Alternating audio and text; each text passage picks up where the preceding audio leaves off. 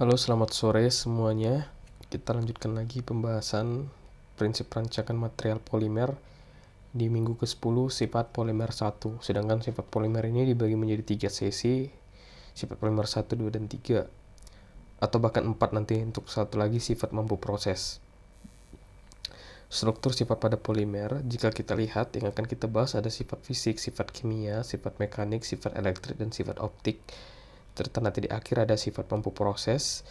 Kemudian yang udah kita awal di week 8 yang udah kita bahas adalah struktur pada polimer tentunya. Struktur pada polimer yang akan mempengaruhi adalah kristalinitas.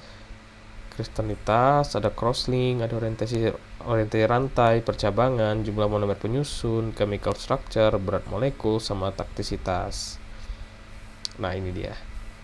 Kalau sifat fisik itu berhubungan dengan densitas, sifat mekanik itu berhubungan dengan kekuatan tarik, kekerasan, creep, dan impact. Sifat kimia adalah kelarutan, or solubility, permeability, atau barrier properties. Sifat optik adalah light transmission, surface reflection, reflectance. Ini juga biasanya sifat optik itu terkait dengan keindahan atau bahkan optik menjadi parameter utamanya seperti kacamata. Kemudian ada sifat elektrik, konduktor ataupun isolator. Kemudian ada akhir sifat thermal, itu konduktivitas thermal, yakni konektivitas thermal, thermal expansion, specific heat capacity, sama ketahanan api. Injection molding biasanya galat pada cetakan karena thermal expansion. Itu masalah salah satunya di injection molding ya. Jadi kita bikin moldnya ternyata ada thermal expansion sehingga melebihi dari mold yang kita bikin tadi gitu ya, sehingga biasanya akan melebar deh. Sifat utama, jika nggak ada maka material nggak bisa dipakai. Jadi kita perlu aware, namanya ada sifat primary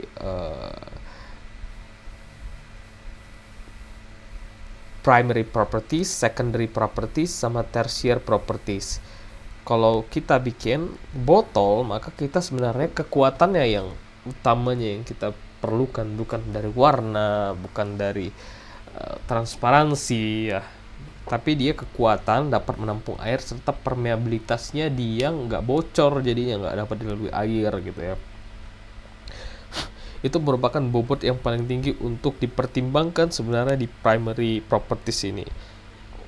Adapun untuk secondary-nya ya keindahan seperti transparan dia atau opakkah dia.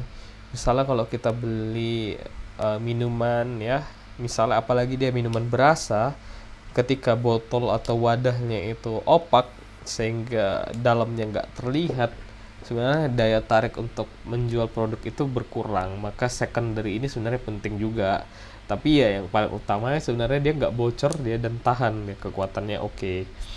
Kemudian ada tersier, ketahanan material terdegradasi. Ya, itu kita perlu pikirkan, tetapi saat ini bukan jadi bobot yang paling tinggi ya.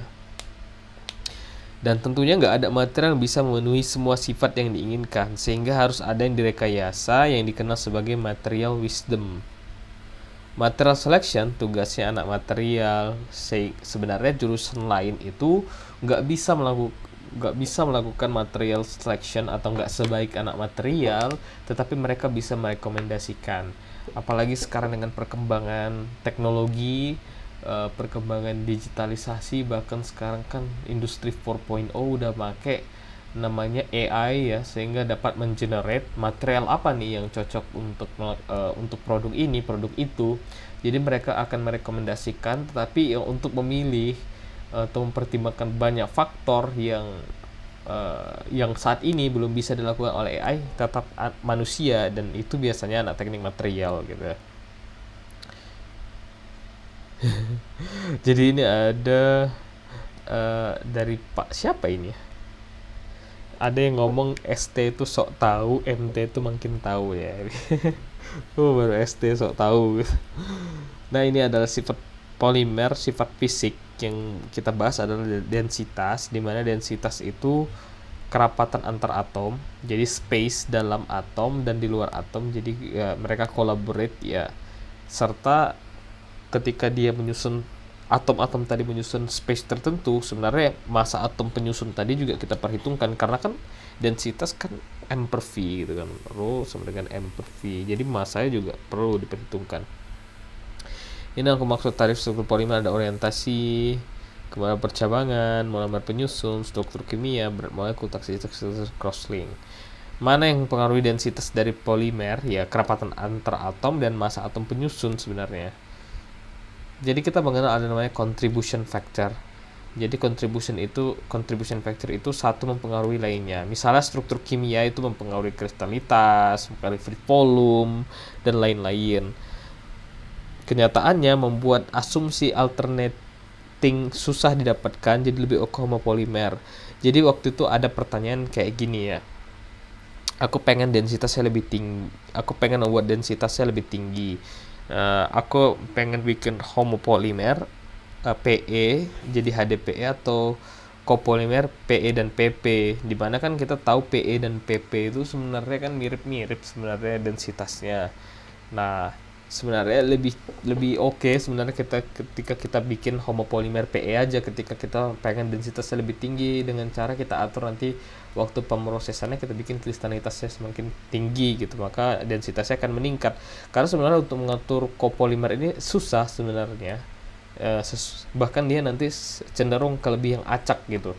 Waktu yang acak, maka waktu voltnya nanti ke dalam volume tertentu itu lebih sedikit, sehingga nanti densitasnya malah makin rendah gitu ya. Maka ketika ingin densitas tinggi, bisa yang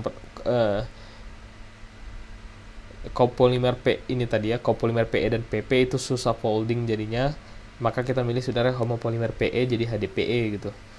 Kemudian sifat polimer, sifat mekaniknya. Sifat tarik meliputi modulus elastisitas, kekuatan tarik, dan elongasi. Dan mana yang mempengaruhi sifat tarik polimer ya? Tentunya ada dari jenis ikatan sekunder, jumlah ikatan sekunder, sama kekakuan rantai. Ini aku tambahin sama catatan kakak tingkat ya, di tahun sebelumnya ngambil kelas ini. Penting untuk dipelajari saat kita hendak memilih material yang digunakan untuk desain suatu komponen yang telah dibuat. Ini tadi udah. Oke. Secara umum, semua sifat ini dipilih karena sifat ini banyak dipakai ketika mendesain plastik ini ya. Sifat fisik, sifat kimia, mekanik, optik, dan sifat thermal. Iya, sebenarnya penting juga kita tahu ini ya, kok sifat fisik kan densitas itu ketika kita mengatur berat enggaknya massa dari material itu ya berhubungan sama densitasnya. Bahwa sifat kimia, solubility, permeability, dan barrier properties itu penting juga. Sifat mekanik penting lagi, sifat optik juga, sifat thermal tahan api juga. Ketika lebih dari satu, maka kita harus putar otak agar sesuai dengan apa yang diinginkan. Oke, dalam hal ini kita harus memberi pertimbangan. Oke. Densitas adalah sifat fisik. Jika didefinisikan adalah massa per volume, di dalam densitas akan berbicara kerapatan antar atom dan massa atom penyusun. Dari dua gambar sebelah kiri, bagaimana hubungan antara densitas dengan struktur kimia dari polimer. Oke. Chemical structure dengan densitas. Intinya ikatan makin kuat, bisa makin rapat, jadi densitasnya makin tinggi. Contohnya PVC, dia punya klor yang bikin susunan strukturnya jadi rapat. Karena rapat kristalitasnya jadi tinggi, maka densitasnya jadi tinggi juga. Contoh perbandingan antara PVC dan PE, kalau PVC kan ada klor yang bisa berikatan polar antara PVC-nya, sehingga dia lebih kristalin mendingan PE yang coba bisa berikatan dispersi antar PE-nya. Oke lah, bisa masuk akal. Hubungan densitas dengan jumlah monomer penyusun atau copolymer. Intinya hubungan itu ke arah free volume yang mungkin terbentuk. Ketika copolymer sangat susah membentuk fasa yang kristalin karena punya kontur yang berbeda, nilainya tergantung dari monomer penyusun akibat massa atom ini si monomer tersebut. Efeknya fokus ke tingkat kristalitasnya. Karena ini dampaknya seluruh struktur. Oleh karena itu kristalitas rendah pada copolymer dan densitasnya pun akan semakin rendah. Ketika kristalitasnya rendah, maka densitasnya rendah. Densitasnya pun akan rendah. Ketika di copolymer sangat susah terbentuk kristalin karena punya kontur yang berbeda. Nah, ini masalahnya ketika kita bikin copolymer ya. Karena ini dia lemah menjadi kristalin jadi lebih amorf dibandingkan yang homopolimer. Kemudian tergantung dari monomer penyusunnya, ada beberapa monomer penyusun yang punya unsur yang berat, misalnya klor, es, sulfur, sehingga massa atomnya jadi tinggi dibandingkan volumenya. Ada monomer yang berat seperti sulfur dan klor sehingga memiliki densitas yang tinggi. Jadi akan tergantung kopolimerisasinya dengan apa, ini juga tergantung kopolimerisasinya ya. Namun akan lebih banyak efeknya ke penurunan kristalitas. Hal ini menyebabkan homopolimer punya densitas lebih rendah. Namun akan lebih banyak efeknya ke penurunan kristalitas, biarpun tadi dari massa atomnya massa atomnya jauh lebih tinggi, tapi karena kristalitasnya makin rendah, ketika di compare maka sebenarnya homopolimer punya densitas lebih rendah. Hubungan densitas dengan percabangan. Kalau semakin banyak cabang, maka semakin amorf, ikatan sekunder dengan rantai lainnya akan lebih rendah, kerapatannya lebih rendah. Kalau susunannya lebih teratur dan jika ditempatkan pada suatu kotak, dia akan terus rapi dan lebih rapat sehingga densitasnya tinggi. Jadi kayak misalnya ini kotak nih, ada yang susunannya kayak gini, ada yang susunannya kayak gini. Yang ini jadi lebih oke dia, densitas lebih tinggi. Hubungan antara densitas dengan orientasi rantai. Orientasi rantai searah dengan pembuahan dilakukan ketika pemrosesan, karena sudah diprediksikan sebelumnya arah pembuahan kemana dan atomnya disusun dengan arah pembuahan tersebut. Jadi kita Tyrrell ability ya, jadi kayak komposit juga, arah mana pembuahan paling tinggi diarah orientasikanlah rantainya arah sana gitu. Jadi kekuatan lebih meningkat di arah yang terorientasi. Yang searah pembuahan akan lebih tinggi densitasnya karena dapat teratur dan lebih rapat. Contoh serat panjang unidireksional dan serat pendek. Kalau dia unidireksional, maka sebenarnya dia lebih dense dibandingkan serat pendek. Jika kita sudah tahu hubungan antar sifat dan struktur ini, nanti kita bisa tarik proses apa yang perlu dilakukan agar dapat struktur tersebut sehingga dihasilkan sifat yang diinginkan. Oke. Jadi sebenarnya cuttingnya ini menuliskan apa yang disebutkan dosen ya, sangat menuliskan. Jadi kita harus bisa menyambungkan cerita dari struktur polimer dengan sifat yang ingin diamati. Mungkin that's all for this video. Semoga bermanfaat buat teman semua.